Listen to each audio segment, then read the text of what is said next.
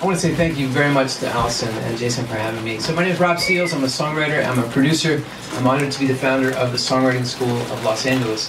And I want to talk a little bit about songs and how songs are created and why it's important to pay attention to songs. And many of you are artists and songwriters, and that's fantastic. And what I hope some of you will do is when I say songs, you will supply whatever the significant noun or verb relationship in your life is, something about your creative life.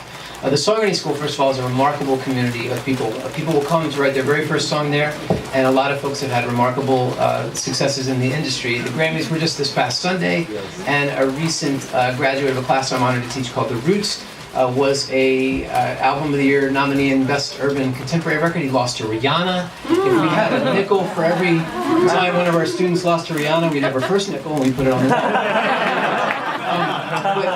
but it's a remarkable community of different experience levels and genres and backgrounds, and the one thing that everyone has in common is a shared purpose, and I believe that shared purpose is to find what matters most and get it across as indelibly as possible. The word memorable means two things if you look it up. The first of them is capable of being remembered, and the second is worthy of being remembered. And if you have something that's worthy of being remembered, it's your job to find a way to make it capable of being remembered. And so one of the things that we do when we study anything, any craft that you love, you're trying to find a way to get it across as indelibly as possible. So I believe it's important to study songs because they have a lot to teach us about our lives, not just the message of the songs that I'm a firework or I can roar or whatever, although I can and I do. But specifically, songs rely upon a dynamic relationship between two things. First, they have to establish familiarity, like the familiar rustle of fingers and popcorn. The song establishes familiarity. This is important familiarity because when we feel familiar, we feel comfortable, we feel welcomed in the world of whatever it is, like this beautiful venue. And a song can't wait to see if you're going to like it. It's got to establish that immediately, and there's tons of ways that it can do it, but the most immediate of them is the language of rhythm. Because even if you don't like a genre or you're particular to a certain artist, as soon as the song begins to thump, you and your body perceive the constancy of that rhythm. And that's a powerful thing, and that welcomes you into its world. And familiar feels good until it doesn't. And when something gets too familiar, we lose interest. And long before we do as songwriters, then we've got to introduce the second part of that relationship. And the second part of that dynamic relationship is surprise. So we introduce surprise.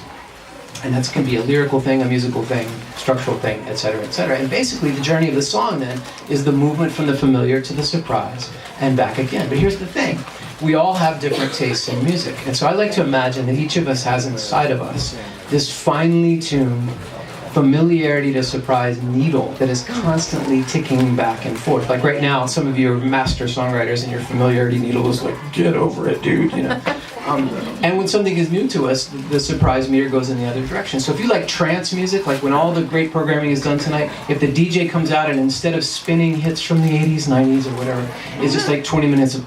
If you have a high threshold for familiarity, you are stoked. And those are 20 minutes of zen for you, right? But someone with a higher threshold for surprise is going to check out if there isn't a narrative or a lyric or a hook or whatever it is. And so our taste in music, our aesthetic, is born of this finely tuned gauge, and that's why we have such particular taste. That's why there's no size fits all when it comes to music except Bob Marley, who seems to be the only artist who's universally liked, right?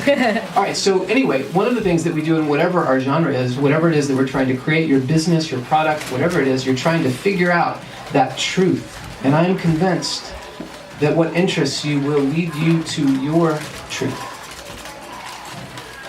Okay, so familiarity and surprise. There's four ways to talk about this relationship. That's the first. The second is expectation and fulfillment.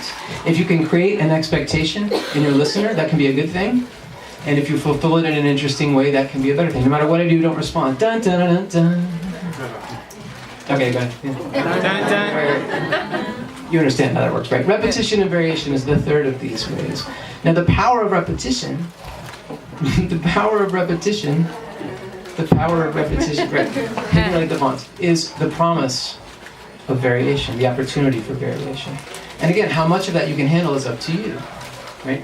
And then the last of these is tension and release, a more musical one, or tension and resolution. And these are four things that we're trying to navigate as creative people for ourselves to get to our truth, that worthy truth, and render it in a way that it might be capable of being remembered. So why study songs in the first place? I'm convinced that the creative process, Allison asked me to talk about creativity, I'm convinced the creative process is all about the moment in which we move from the place where we are familiar and we're confident and we know what this is and we feel good in our own skin, to the place in which we can be surprised, where we don't know the outcome. It's that auditioning for that part that's maybe against type for you, or submitting for that listing, or whatever, all the things that you do, putting your product out, that crazy app, Waze, right? That crazy idea that you had that was outside of the norm. And the thing is, the first time anyone had a new idea, it seemed crazy and wrong because it was unfamiliar. And so the amazing thing about the learning process for us as human beings is we're constantly moving from those places where we're comfortable and confident in our own skin to the place where we can be surprised. So to me, that's a beautiful reason to study songs, because the song teaches us that over and over and over again. But some people come to schools, or some people take lessons, or they study privately, or they live on YouTube, or whatever it is, thinking they're in search of mastery. If I could just master that thing, if I could get good enough to enjoy it, or great enough that people would pay me for it, that I would get to do the thing that I love for a living, that would be an amazing thing. That feels like mastery. And any math science nerds in the house? I can't pretend to be one of you, about math and science. But if you're plotting mastery on a graph, it's what the math science nerds will call an asymptote. In other words, it's that shape that you can almost get there no matter how good you are, but you can never entirely get there. And what the true masters of any art know is how much they still have to learn, how far they have to go. They've humbled themselves to that mastery, and what they've learned is that it is the mystery that they're really in search of. And I think a lot of people come to communities like this one tonight, like the one at the Songwriting School, and so many that we have access to, precisely because we're interested less in mastery in the end and more in a relationship with the mystery, to truly understand our place in that and how that dialogue can work.